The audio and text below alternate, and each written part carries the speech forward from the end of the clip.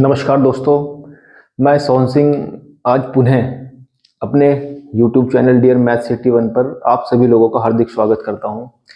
आज मेरे पास कक्षा 10 का एक मोस्ट इम्पोर्टेंट टॉपिक है जिसका नाम है त्रिकोणमिति यानी कि ट्रिग्नोमेट्री। अगर मैं बोर्ड एग्जाम के हिसाब से चैप्टर के बारे में बताऊं तो भैया मोस्ट इम्पोर्टेंट चैप्टर है, नोट कर लीजिए।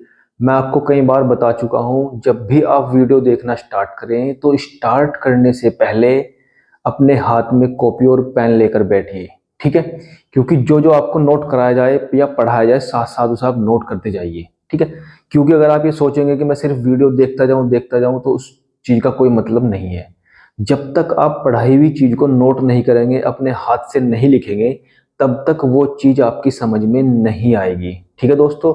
तो मेरे कहे अनुसार आप सबसे पहले अपने हाथ में कॉपी और पेन लेकर बैठ जाइए, क्योंकि बोर्ड एग्जाम के हिसाब से इस चैप्टर की जो महत्वपूर्णता है बहुत ही ज्यादा है, ठीक है। मोस्ट इंपोर्टेंट चैप्टर है। चलिए आपके कीमती समय को बिना बर्बाद के स्टार्ट करते हैं इस चैप्टर को, जिसका नाम है त्रिकोणमिति यानी कि ट्रिग्नोमेट्री। देखिए, हर एक चैप्टर में जो भी टॉपिक आप पढ़ेंगे उस टॉपिक का जो नाम होता है उसी में उसकी डेफिनेशंस छुपी होती है, ठीक है। जैसे हमारे पास इस चैप्टर का नाम है त्रिकोणमिति यानी कि ट्रिग्नोमेट्री। त्रिकोणमिति यानी कि तीन कोणों की मिति। अंग्रेजी में देखेंगे तो ट्रिग्नोमेट्री यानी कि तीन कोणों वाली, TRI ट्री का मतलब तीन। तो यहां सिंपल सी बात है, हम तीन कोणों वाली मिति पढ़ेंगे। और तीन कोण किसके अंदर होते हैं, कौन सा वो डायग्राम है जिसके अंदर तीन कोण होते हैं, वो डायग्राम होता है त्रिभुज यानी कि ट्राइंगल। क्लियर है। मैंने आपको त्रिभुज वाले चैप्टर में बहुत अच्छे तरीके से त्रिभुज के बारे में बताया कि त्रिभुज क्या होता है, यानी कि ट्रायंगल क्या होता है, क्या उसकी प्रॉपर्टीज होती हैं और कितने टाइप्स के ट्रायंगल होते हैं। अब ट्रिग्नोमेट्री में जो हमारे पास ट्रायंगल है वो स्पेशल टाइप का ट्रायंगल हम पढ़ेंगे जिसका नाम है right angle triangle. Right angle triangle ये अपने आप में एक स्पेशल टाइप का ट्रायंगल होता है भैया, राइट एंगल ट्रायंगल यानी कि समकोण त्रिभुज। समकोण त्रिभुज मैंने आपको पहले बताया था कि मैं कोशिश करूंगा कि जो भी मैं टॉपिक आपको पढ़ाऊं वो हिंदी और अंग्रेजी दोनों में आपको मिले, ताकि दोनों बोर्ड के बच्चे बहुत आसानी से चीज को समझ पाएं, ठीक है दोस्तों। तो अंग्रेजी वाले बच्चे ये मत सोचे कि ये हिंदी में क्यों पढ़ा रहे हैं, क्योंकि आप ही के भाई होंगे जो हिंदी मीडियम से पढ़ रहे हैं और आप लोग अंग्रेजी में पढ़ेंगे, तो दोनों मीडियम में पढ़ने में आपको फायदा मिलेगा, दोनों लैंग्वेज में आपको समझ में आएगा, ठीक है दोस्तों। चलिए, तो यहाँ त्रिकोणमिति में हम एक स्पेशल टाइप के ट्रायंगल के बारे में पढ़ेंगे जो है राइट एंगल ट्रायंगल यानी कि समकोण त्रिभुज। आपको मालूम है कि जो समकोण त्रिभुज होता है वो एक ऐसा त्रिभुज यानी कि एक ऐसा ट्रायंगल होता है जिसका एक एंगल 90 डिग्री होता है, परपेंडिकुलर, ठीक है भैया। एक ऐसा ट्रायंगल जिसका एक एंगल 90 डिग्री होता है, उस ट्रायंगल का नाम होता है राइट एंगल ट्रायंगल। बहुत ध्यान से समझ ले दोस्तों, यहां हम सिर्फ इसी ट्रायंगल के बारे में पढ़ेंगे। क्लियर है। चलिए, राइट एंगल ट्रायंगल। अब हमें देखना है कि राइट एंगल ट्रायंगल होता क्या है, क्या क्या उसकी प्रॉपर्टीज होती हैं, ठीक है दोस्तों। तो राइट एंगल ट्रायंगल वो होता है, जैसे मैं बता चुका हूं, एक ऐसा ट्रायंगल जिसका एक एंगल 90 डिग्री होता है, ठीक है। इसी के साथ साथ आपको ये ध्यान रखना है कि जिन दो साइड्स के बीच में 90 डिग्री का एंगल बनेगा, जैसे यहाँ पर ये साइड और ये साइड के बीच में 90 डिग्री का एंगल बन रहा है। आप मेरी दोनों फिंगर को देखिए, इन दोनों फिंगर के बीच में 90 डिग्री का एंगल बन रहा है, ठीक है। तो जिन दोनों लाइंस के बीच में 90 डिग्री का एंगल बनता है, उन दोनों में से एक होता है उस ट्रायंगल का आधार यानी कि बेस, और एक जो साइड होती है दूसरे वाली वो रिप्रेजेंट करेगी उसके परपेंडिकुलर यानी कि लंब को, ठीक है। और जो तीसरी अन्य भुजा है यानी कि जो तीसरी साइड है, सबसे बड़ी साइड होगी ये वाली साइड। देखो आप ट्रायंगल में बहुत ध्यान से देख पा रहे हैं, इसे हम कहेंगे हाइपोटेनियस यानी कि इसका कर्ण, ठीक है दोस्तों। तो इसमें तीन चीज आ गई है, बेस, परपेंडिकुलर और हाइपोटेनियस। अब ये तीन चीज आपने इसमें रिप्रेजेंट किए, देखो है तीनों साइड ही, लेकिन इन तीनों साइड को हमने अलग अलग नाम दे दिया है, क्योंकि इन नाम के आधार पर ही अब हम पूरी त्रिकोणमिति पढ़ेंगे कि इन नामों के आधार पर त्रिकोणमिति के अंदर कौन कौन से फॉर्मूलेज बनते हैं, ठीक है दोस्तों। तो तीन नाम हो गए, ये आपका आधार यानी कि बेस, बेस को रिप्रेजेंट करेंगे बी से, ये आपका परपेंडिकुलर यानी कि लंब, इसे रिप्रेजेंट करेंगे P से। ये आपकी जो तीसरी सबसे बड़ी साइड है, यानी कि तीसरी सबसे बड़ी जो भुजा होती है उसे कहते हैं हाइपोटेनियस यानी कि कर्ण, और कर्ण को रिप्रेजेंट करेंगे H से। ठीक है दोस्तों, अब आपने ये तो देख लिया कि तीनों रिप्रेजेंट कर दिया हमने। अब रिप्रेजेंट करने के बाद देखो एक छोटा सा फॉर्मूला आप पहले से पढ़ चुके हैं जिसे हम पाइथागोरस थ्योरम कहते हैं। देखो ये जो राइट एंगल ट्रायंगल आप पढ़ रहे हो अभी नहीं आया आपके, कभी आप सोचो कि ये अचानक से कहीं से आ गया, ये आप पिछली कक्षाओं में पढ़ चुके हैं। भले ही वहां पर आपने छोटे लेवल पर इस चीज को पढ़ा था, लेकिन पढ़ा था जरूर। ठीक है, जिन लोगों ने ये ध्यान से पढ़ा था उनके दिमाग में एकदम पिक्चर बन गई होगी कि राइट एंगल ट्रायंगल क्या होता है। ठीक है, चलिए, तो राइट एंगल ट्रायंगल में आप पहले से जानते हैं पाइथागोरस थ्योरम, पाइथागोरस थ्योरम यानी कि पाइथागोरस प्रमेय। पाइथागोरस प्रमेय एक्चुअल में है क्या? अगर हमारे पास एक राइट एंगल ट्रायंगल होता है तो उसकी जो तीनों साइड हैं, परपेंडिकुलर, बेस और हाइपोटेनियस, उनके बीच में एक रिलेशन होता है। और रिलेशन क्या होता है कि जो हाइपोटेनियस यानी कि कर्ण का स्क्वायर होता है, घात 2 होती है, वो इज इक्वल टू होती है perpendicular square plus base square. ठीक है, या ये भी कह सकते हैं आप, जो आपकी कर्ण है, कर्ण की घात 2 इज इक्वल टू होता है लंब की घात 2 और प्लस आधार की घात 2। देखो इसकी जरूरत हमें पड़ेगी जब हम क्वेश्चंस करेंगे यहाँ पर, तो इसलिए मैंने पहले आपको बता दिया कि पाइथागोरस थ्योरम होती क्या है। पाइथागोरस थ्योरम एक्चुअल में किसी राइट एंगल ट्रायंगल की जो साइड्स होती है उनके बीच में एक रिलेशन बनाती है। और रिलेशन क्या है कि जो उसकी सबसे बड़ी साइड जिसे हम हाइपोटेनियस बोलते हैं, H से रिप्रेजेंट करते हैं, उसका जो होल स्क्वायर होता है वो इज इक्वल टू होता है perpendicular square plus base square, यानी कि कर्ण की घात 2 बराबर होता है लंब की घात 2 प्लस आधार की घात 2।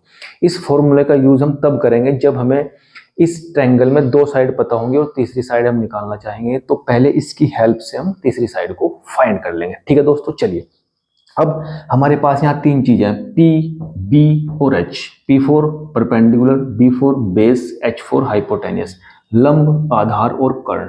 अब इन तीनों के बीच में हम रिलेशन बनाते हैं, रिलेशन यानी कि रेशो। उन रेशो को बनाने के बाद हम सोचेंगे कि इनका नाम क्या रखा जाए। ठीक है, मैं स्टार्टिंग से शुरू करता हूं। देखिए, पहला जो रेशो है हमारे पास वो है परपेंडिकुलर अपॉन हाइपोटेनियस। सिर्फ फिलहाल मैं रेशो लिख रहा हूं, फिर आपको बताऊंगा कि ये होते क्या है। परपेंडिकुलर यानी कि लंब, हाइपोटेनियस यानी कि कर्ण, पहला रेशो है ये हमारा। ठीक है, दूसरा रेशो मैं बनाता हूं B अपॉन H यानी कि बेस यानी कि आधार बटे आपका हो जाएगा कर्ण अपॉन में। ठीक है, तीसरा जो रिलेशन है वो है आपका परपेंडिकुलर अपॉन बेस यानी कि लंब अपॉन आधार। क्योंकि हमारे पास यहाँ 3 ही क्वांटिटीज दी गई हैं, यानी कि 3 लाइन दी गई है, इन तीनों से हम जो रेशो बना सकते हैं दूसरे को लट पलट के, वो सारे आएंगे इसमें। और उन्हें हम किस चीज से रिप्रेजेंट करेंगे, वो ही हमारी मेन त्रिकोणमिति यानी कि ट्रिग्नोमेट्री है। ठीक है, 3 ये हैं, 3 इनके अपोजिट होते हैं। पहले इन 3 को समझ लेते हैं। P upon H, B upon H, P upon B, लंब अपॉन कर्ण, आधार अपॉन कर्ण और लंब अपॉन आधार। ठीक है, देखिए जब ये रेशो बने तो रेशो बनने के बाद इन्हें एक स्पेशल नाम दिया गया। ठीक है, वैसे तो यहाँ भी छोड़ सकते थे, लेकिन अगर आप इसे स्पेशल नाम दे देंगे तो हम पहचान कर पाएंगे कि ये किस चीज का फॉर्मूला है। ठीक है, तो जो P अपॉन H है वो रिप्रेजेंट करता है साइन। ठीक है, जो B अपॉन H है वो रिप्रेजेंट करता है कोस, और जो P अपॉन B है वो रिप्रेजेंट करता है टेन। ठीक है भैया, ये हमारे पास ट्रिग्नोमेट्रिक रेशो है, ट्रिग्नोमेट्रिक रेशो। अब बात आती है, देखो ये साइन लिखा है तो इसका कोई वैल्यू नहीं जब तक आप इसके साथ एक एंगल नहीं लगाएंगे। तो सबसे पहले हमें ये देखना पड़ेगा कि इस ट्रायंगल में, देखो ये एंगल तो फिक्स है 90 डिग्री, बाकी जो 2 एंगल बचे हैं एक्यूट एंगल, ये और ये, एक्यूट का मतलब ये दोनों एंगल 90 डिग्री से कम होंगे। ये एंगल भी 90 से कम होगा और ये एंगल भी 90 से कम होगा। क्यों होगा? क्योंकि आपको पता है angle sum property of triangle क्या है कि तीनों एंगल का जो सम होता है वो 180 डिग्री होता है, सॉरी। ठीक है, तो उन 180 डिग्री में से 90 डिग्री तो यहीं पे आ गया, तो बाकी जो दो एंगल बचे हैं उनका सम भी 90 डिग्री होगा।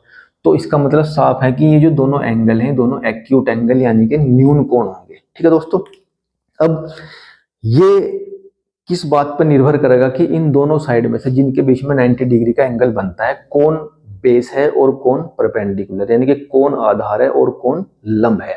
ये चेक करने के लिए हमारे पास एक छोटा सा तरीका, क्या, ये एंगल जहां भी बनेगा, देखो कर्ण आपका फिक्स है, हाइपोटेनियस फिक्स है, जो तीसरी सबसे बड़ी साइड होती है वो तो हमेशा कर्ण ही रहनी है, हाइपोटेनियस ही रहनी है। अब इस हाइपोटेनियस के साथ जो साइड एंगल बनाएगी, अगर हम इस एंगल के लिए ले रहे हैं यहां पर, अगर हम यहां पर ये एंगल रिप्रेजेंट करेंगे ए, तो ये एंगल जिस साइड के साथ बनेगा वो साइड कहलाएगी बेस यानी कि आधार। ठीक है, तो जिस एंगल को हम वहां लेंगे उस एंगल, वो एंगल जिस साइड के साथ बन रहा है वो कहलाएगा आधार यानी कि बेस, और जो दूसरी साइड बची है वो अपने आप ही परपेंडिकुलर हो जाएगी। क्यों? क्योंकि तीसरी साइड जो हाइपोटेनस हो जानी है। क्लियर है? चलिए तो हम एंगल ए के लिए लेते हैं ए, यहां भी ले लेते हैं ए और यहां भी ले लेते हैं ए। क्यों? क्योंकि ये एंगल ए को रिप्रेजेंट कर रहा है। ठीक है दोस्तों, तो तीन रेशो हमारे पास आ चुके हैं, साइन, कोस और टेन। साइन होता है P अपॉन एच, कोस होता है B अपॉन एच, टेन होता है P अपॉन बी। ठीक है, मैं आपको उसकी शॉर्ट ट्रिक भी बताऊंगा कि आप इसे याद कैसे करेंगे। फिलहाल आप देख लीजिए कि होते क्या है। देखिए हमारे पास तीन ट्रिग्नोमेट्रिक, देखिए हम इनसे 6 ट्रिग्नोमेट्रिक रेशो भी बनाते हैं और उनके अलग अलग नाम भी रख सकते थे, लेकिन उन्हें फिर याद करने में यानी कि लर्न करने में दिक्कत आती। तो मैथ्स में जो ट्रिग्नोमेट्री बनाने में आसान तरीका किसी ने ढूंढा, सिर्फ 3 बना दो, 3 इनके जस्ट अपोजिट हो जाएंगे, जस्ट अपोजिट यानी कि रेसिप्रोकल्स हो जाएंगे। क्या? साइन का जो अपोजिट होता है, रेसिप्रोकल होता है, वो होता है कोसेक, और एंगल आपका एज इट इज रहेगा। साइन ए का अपोजिट होगा कोसेक ए, और जब ये इसका अपोजिट है तो अपोजिट का मतलब साफ है कि इसका फॉर्मूला भी अपोजिट हो जाएगा, H अपॉन P, यानी कि कर्ण अपॉन हो जाएगा लंब। कोई दिक्कत वाली बात नहीं है भैया ना, ध्यान से समझते जाइएगा।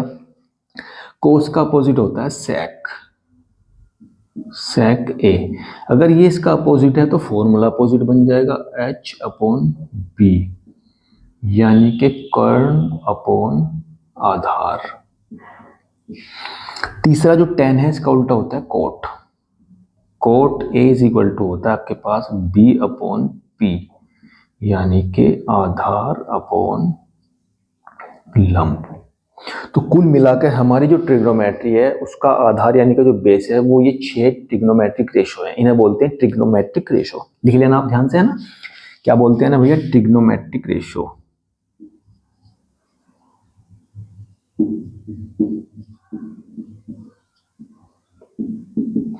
और आपकी भाषा में हिंदी में बोलते हैं त्रिकोणमितीय अनुपात, त्रिकोणमितीय अनुपात। ठीक है भैया, कुल मिलाकर कितने ट्रिग्नोमेट्रिक रेशो हैं? 6। अब इन 6 ट्रिग्नोमेट्रिक रेशो के आधार पर ही हम पूरी ट्रिग्नोमेट्री पढ़ेंगे। ये जो ट्रिग्नोमेट्री का वर्ल्ड है ना पूरा, ये इन 6 ट्रिग्नोमेट्रिक रेशो पर ही आधारित है, इन्हीं से सारे फॉर्मूले बनेंगे, घूम फिर के सब इन्हीं पे बनेंगे। ठीक है दोस्तों, इस वीडियो को पॉज करके यहीं कहीं सब कुछ ध्यान से समझ लीजिए और नोट कर लीजिए, क्योंकि अब हम थोड़ा सा आगे बढ़ेंगे और आगे बढ़ेंगे तब जब आपको ये चीज़ समझ में आ जाएगी। ठीक है दोस्तों मेरे भाई, बहुत ध्यान से समझते चलना है। मैंने आपको इसमें एक चीज़ बता दी है, सबसे पहले हमारे पास एक राइट एंगल ट्रायंगल होता है, उस राइट एंगल ट्रायंगल में ये आपका परपेंडिकुलर यानी कि लंब, ये आपका आधार यानी कि बेस, ये आपका कर्ण यानी कि हाइपोटेनियस।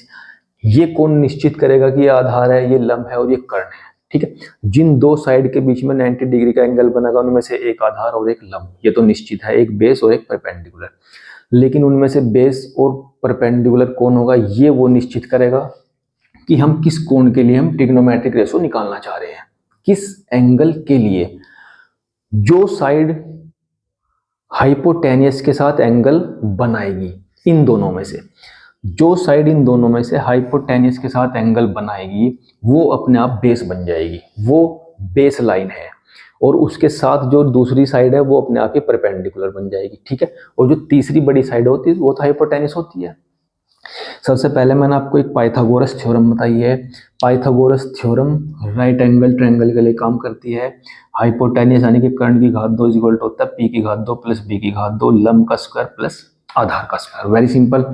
फिर हम आते हैं trigonometric ratio, sine cos ten, तीन है, तीन इनके रेसिप्रोकल यानी कि व्युत्क्रम यानी कि उल्टे होते हैं।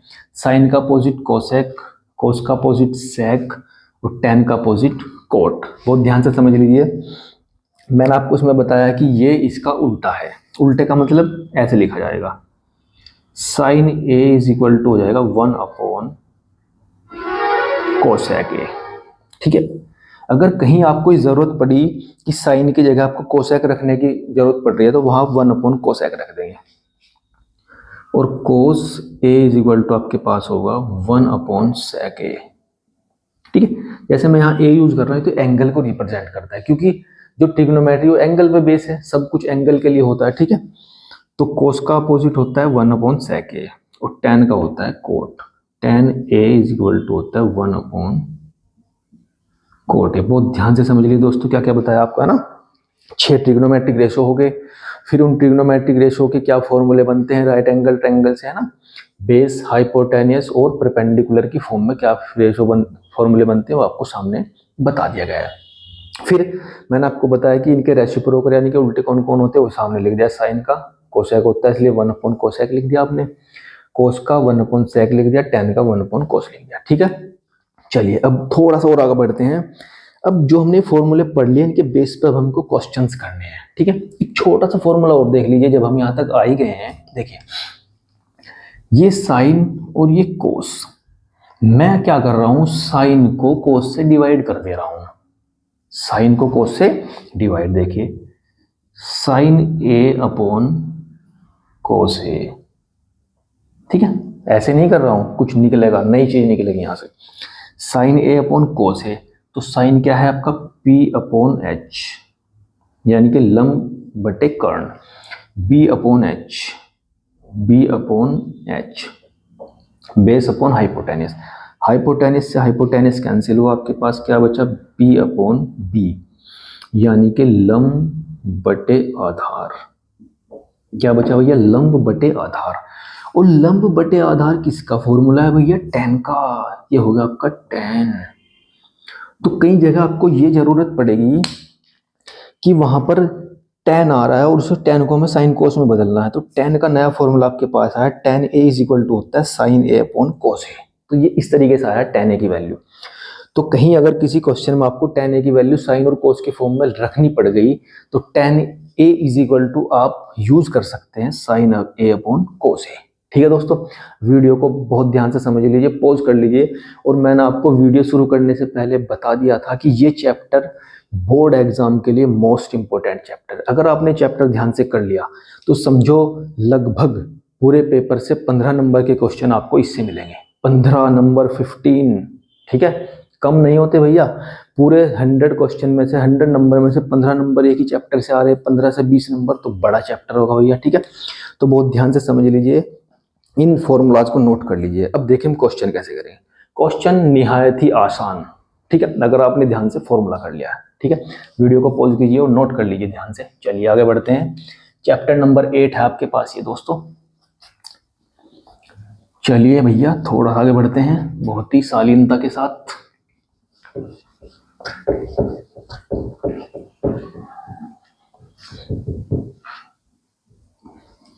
ट्रायंगल को यही रहने देते हैं, दोबारा बनाना पड़ेगा नहीं तो। चलिए दोस्तों इन्हें मिटा देते हैं, रफ कर देते हैं कि क्यों इनकी जरूरत अब नहीं रही। आपको पता लग गया है कौन क्या है।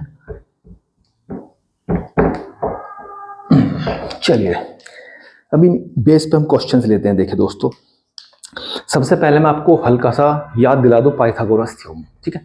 पाइथागोरस थ्योरम आपको अच्छे से पता है, क्लास 7 से ही स्टार्ट हो जाती है, 7 में मिलता है, 8 में मिलता है, 9 में भी मिलता है, और अब आप कहाँ गए हैं, 10th में आ गए हैं। तो पाइथागोरस थ्योरम होती क्या है, हल्का सा परिचय करा देता हूँ, ठीक है दोस्तों। एक्चुअली में होती क्या है, मान लिया आपके पास एक राइट एंगल ट्रायंगल है, इस राइट एंगल ट्रायंगल की आपको 2 साइड गिवन है, ये 5 देगी और ये 13 देगी, कुछ भी हो सकता है, ठीक है दोस्तों। तो अगर आपको ट्रिग्नोमेट्रिक रेशो निकालने हैं तो सबसे पहले आपको उसकी तीसरी साइड निकालनी होगी, ये वाली साइड, ठीक है। तो सबसे पहले हम तीसरी साइड निकालेंगे। तीसरी साइड निकालने का फॉर्मूला क्या है? Pythagoras theorem. पाइथागोरस थ्योरम है क्या भैया? Hypotenuse square is equal to होता है perpendicular square plus base square, और इसे हम कह सकते हैं कर्ण का स्क्वायर इज इक्वल टू होता है लंब स्क्वायर प्लस आधार स्क्वायर। कोई दिक्कत वाली बात नहीं है। हाइपोटेन्यूस h आपके पास है 13 का स्क्वायर प्लस p आपके पास परपेंडिकुलर लंब है 5 स्क्वायर प्लस बेस यानी कि आधार आपको निकालना है। 13 का स्क्वायर कर देंगे 169 is equal to 25 plus B square. 25 इधर आकर माइनस हो जाएगा आपके पास और इज इक्वल टू आपके पास बचेगा बी स्क्वायर। 169 से 25 माइनस होगा तो B square is equal to आ गया आपके पास भैया 144। ठीक है, माइनस कर लेंगे, आपको आराम से पता लग जाएगा कितना आएगा, क्योंकि हमें b की वैल्यू फाइंड करनी है और b यहाँ स्क्वायर में आ रहा है। अब ये स्क्वायर खत्म करना है, हटाना है, तभी तो b निकलेगा। तो जो बराबर में क्वांटिटी दी गई है उसे भी स्क्वायर में चेंज कर लेते हैं, यानी कि b square is equal to आ जाएगा 12 इंटू 12, क्योंकि आप इसके फैक्टर करेंगे तो ये आएगा, तो ये हो जाएगा 12 का स्क्वायर। कंपेयर करने पर स्क्वायर से स्क्वायर कैंसिल हो जाएगा और b इज इक्वल टू आपके पास आ जाएगा 12। एक्चुअली में जब हम स्क्वायर निकालते हैं तो यहाँ पर b की दो वैल्यू निकलती, एक +12 और एक -12, लेकिन माइनस तो 12 हो नहीं सकता यहाँ पर। अगर हम इस साइड को मापेंगे ये तो पॉजिटिव आनी है, माप थोड़ा ही नेगेटिव आएगी, तो इसका मतलब नेगेटिव का तो कोई मतलब नहीं है, तो इसका मतलब b की वैल्यू कितनी आ गई 12। तो इस तरीके से जहां आपको जरूरत पड़ेगी कि राइट एंगल ट्रायंगल में हमें तीसरी साइड निकालनी है, तो तीसरी साइड निकालने के लिए हम पाइथागोरस थ्योरम का प्रयोग करेंगे, और पाइथागोरस थ्योरम का यूज करके आप बहुत इजीली तीसरी साइड निकाल लीजिए। तीसरी साइड निकालने के बाद फिर देखिए कैसे क्वेश्चन आएंगे आपके पास। ये तो मैंने बहुत सिंपल सा पुराना ज्ञान आपको बताया है। अब चलिए आपकी बुक के क्वेश्चन लेते हैं। चलिए प्रश्नावली यानी कि एक्सरसाइज 8.1, निहायत ही आसान क्वेश्चन भैया, पप्पू क्वेश्चन है एकदम से, पप्पू समझते हो, बिल्कुल आसान हलवा।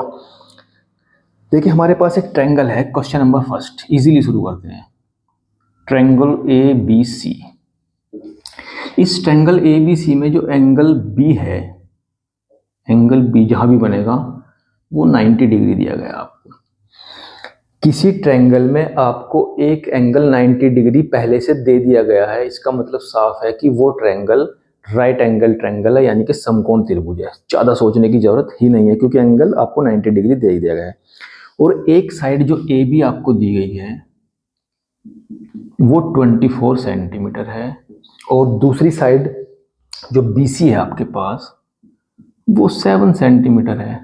ठीक है भैया, ये आपको दिए गए हैं, और उसके बाद इसने कहा है कि इन ट्रिग्नोमेट्रिक रेशो की वैल्यू फाइंड कीजिए। किन किन सी हमें फाइंड क्या करना है भैया? साइन A, कोस A,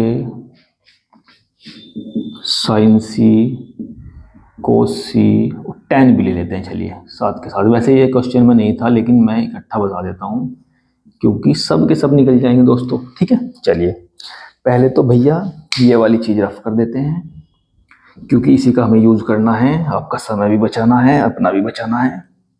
चलिए दोस्तों, अगर आप ध्यान से ये देखेंगे, उन भैया ने हमें ये कहा है क्वेश्चन में कि हमारे पास एक ट्रायंगल है ABC, बना दिया भैया ABC, और उसने साथ ही साथ एक कंडीशन दे दी कि जो एंगल B है वो 90 डिग्री है, वो भी सेट बैठ रहा है एकदम से, पहले से एंगल B 90 डिग्री हो गया है। अब हमें AB दिया है, AB ये साइड हमें दी गई है 24 सेंटीमीटर, ठीक है, और BC आपको दी गई है 7, यहां से यहां तक। इसका मतलब साफ है, आपको इस राइट एंगल ट्रायंगल में दो चीज पहले से पता है, क्या? बेस और परपेंडिकुलर, यानी कि आधार और लंब आपको पहले से पता है। आधार और लंब, यानी कि आधार और लंब आपको पहले से पता है। क्या निकालना है भैया? हमें निकालना है कर्ण, यानी कि हाइपोटेन्यूस। तो हाइपोटेन्यूस निकाल लेते हैं अपनी पाइथागोरस थ्योरम से। ठीक है, तो हाइपोटेन्यूस H स्क्वायर इक्वल होता है P 7 square plus B 24 square, hypotenuse square is equal to 7 का स्क्वायर करेंगे 49, 24 का स्क्वायर करेंगे यानी कि 24 इंटू 24, अगर आप इन्हें मल्टीप्लाई करेंगे तो 576 आएगा, 576 576 आ जाएगा। दोनों को ऐड करेंगे तो आपको मिलेगा 225, नहीं सॉरी 625, इतना कम थोड़ा आ जाएगा, 625। अब मैंने आपको बताया था क्योंकि ये क्वांटिटी इधर स्क्वायर में है तो इसे भी स्क्वायर में चेंज करना पड़ेगा, और 625 को लिख सकते हैं 25 इंटू 25। ये आपको फैक्टर करके पता लगेगा। अगर आपने फैक्टर वाले क्वेश्चन ध्यान से किए होंगे तो आपको आराम से पता लगेगा किसका स्क्वायर होता है, ठीक है। तो ये हो जाएगा 25 का होल स्क्वायर, स्क्वायर से स्क्वायर कैंसिल, और h इज इक्वल टू आ गया आपके पास 25 सेंटीमीटर, यानी कि जो आपका कर्ण है वो आ गया है 25। बस आपका काम बन गया है। चलिए अब चलते हैं उन क्वेश्चन पे जो उसने हमसे पूछे कि ये निकालिए। पहले हमें उसकी तीसरी साइड निकालनी थी, वो हमने पाइथागोरस थ्योरम अप्लाई करके निकाल लिया है। देखिए ध्यान से देखिए, इनमें तीनों में दो दी रहेंगे, एक निकालनी है, अप्लाई कर दीजिए और आंसर आपका निकल जाएगा। चलिए पहले बात करते हैं साइन ए की। देखिए जब आप इनकी ट्रिग्नोमेट्रिक रेशियो की वैल्यू निकाल लेंगे तो ये एंगल बहुत ध्यान से देख लेना है कि वहां पर एंगल किस एंगल के लिए उसने वैल्यू पूछा है। तो सबसे पहले इसने ए के लिए पूछा है, तो ए तो पहले से नीचे दिया गया है, इसका मतलब ये आपका बेस है, ये परपेंडिकुलर, ये हाइपोटेनियस। तो साइन ए का फॉर्मूला क्या होता है, अब शॉर्ट वाला तरीका मैं आपको बताना है ना, बताना चाह रहा था, अब बताता हूँ। शॉर्ट वाला तरीका होता है,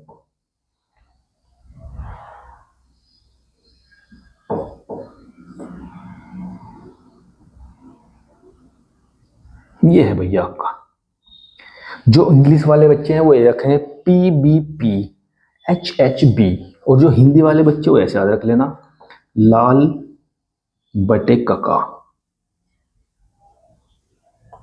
ठीक है भाई, तीन आपके पास मेन ट्रिग्नोमेट्रिक रेशियो है, साइन कोस टेन। तो जो पहली चीज है वो आपकी साइन को रिप्रेजेंट करेगी, दूसरे वाली कोस को, तीसरे वाली टेन को। तो साइन का हो जाएगा P/H, कोस का हो जाएगा B/H, टेन का हो जाएगा P/B। ठीक है, अगर आप हिंदी के अनुसार देखना चाह रहे हैं तो L बट्टे के यानी कि लंब बटे कर्ण, A बट्टे के यानी कि आधार बटे कर्ण, L बट्टे A यानी कि लंब बटे आधार। तो साइन कोस टेन, ठीक है, वहां से निकलेगा। चलिए दोस्तों यहां बढ़ते हैं। साइन A पहला P/H, P/H यानी कि परपेंडिकुलर अपॉन हाइपोटेनियस। इस एंगल के लिए परपेंडिकुलर कितना है 7, अपॉन हाइपोटेनियस आप निकाल ही चुके हैं 25। क्लियर है, कोस निकाल लेंगे भैया, कोस A, एंगल अभी भी यही है तो बेस ये परपेंडिकुलर, हाइपोटेनियस आपका फिक्स है। कोस का फॉर्मूला देखिए दूसरे नंबर पर B/H आता है, B बेस, हाइपोटेनियस 25, कोई दिक्कत वाली बात नहीं है। साइन C देख लेते हैं, या पहले tan A निकाल लेते हैं, पहले A का किस्सा खत्म करते हैं। tan A, tan का फॉर्मूला होगा P/B, P7, B बेस आधार 24।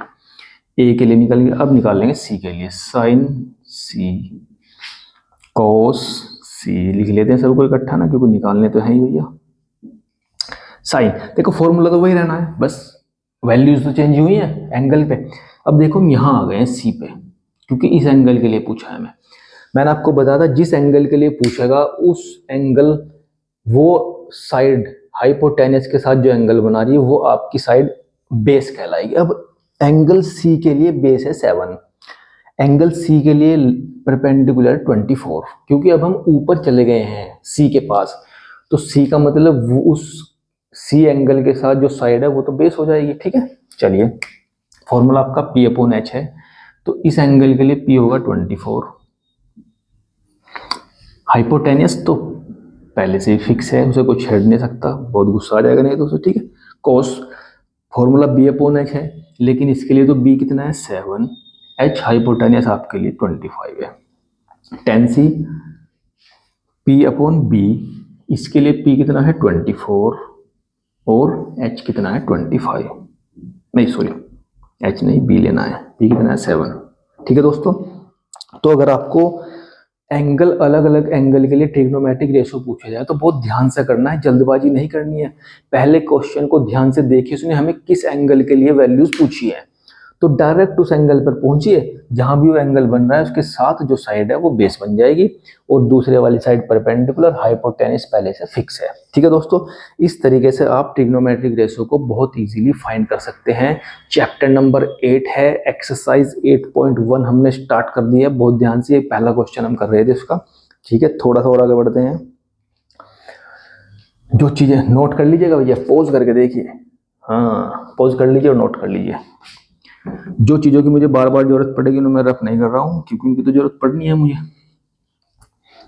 जिनकी जरूरत नहीं है उन्हें फैमिली से हटा देते हैं।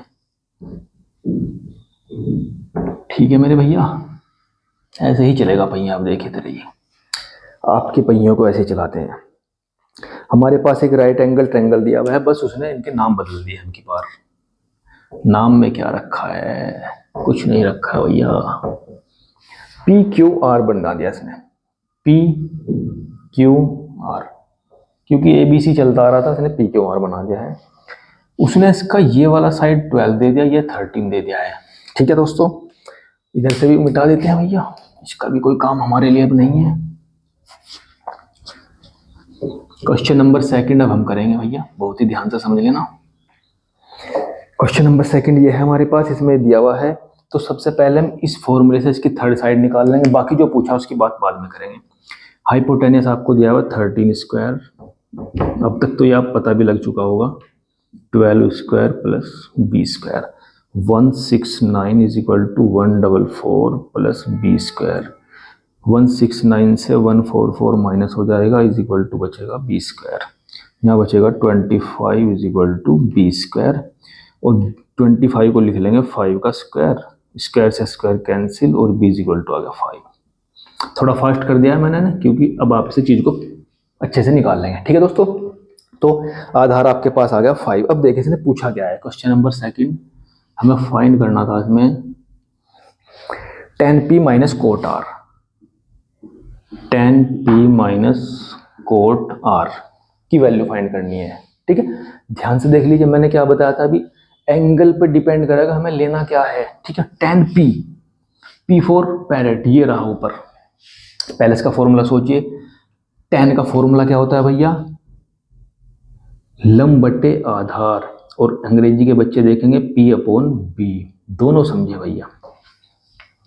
अब अगर हम इस एंगल की बात करते हैं तो इस एंगल के लिए परपेंडिकुलर क्या है 5, परपेंडिकुलर क्या है भैया 5, अपॉन आधार क्या है, यानी कि बेस क्या है 12, माइनस कोट।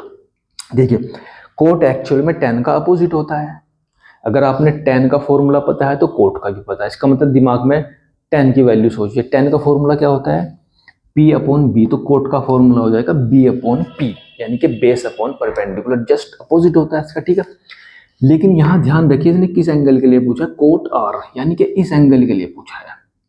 इसके लिए बेस ये है, परपेंडिकुलर ये है। कोट का फॉर्मूला है बेस अपॉन परपेंडिकुलर, कोट का जो फॉर्मूला होगा यहाँ पर बेस अपॉन परपेंडिकुलर, तो इस एंगल के लिए बेस होगा 5, परपेंडिकुलर होगा 12। ठीक है भैया, कोई दिक्कत वाली बात नहीं है, क्योंकि हमने आर एंगल के लिए लिया, इसलिए बेस लेना पड़ेगा 5, परपेंडिकुलर होगा 12। जब हम उस एंगल के लिए जा रहे थे तो tan का मतलब था p upon B, p upon B, 5 upon 12, 5 upon 12 cancel, is equal to आपके पास बच गया answer 0।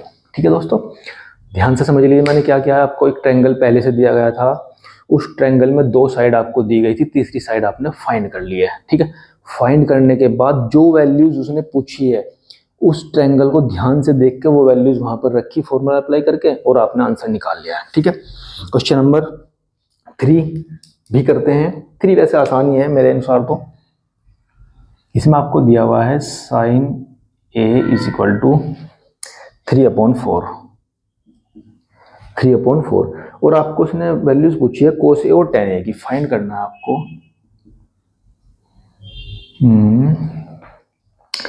Cos A tan a,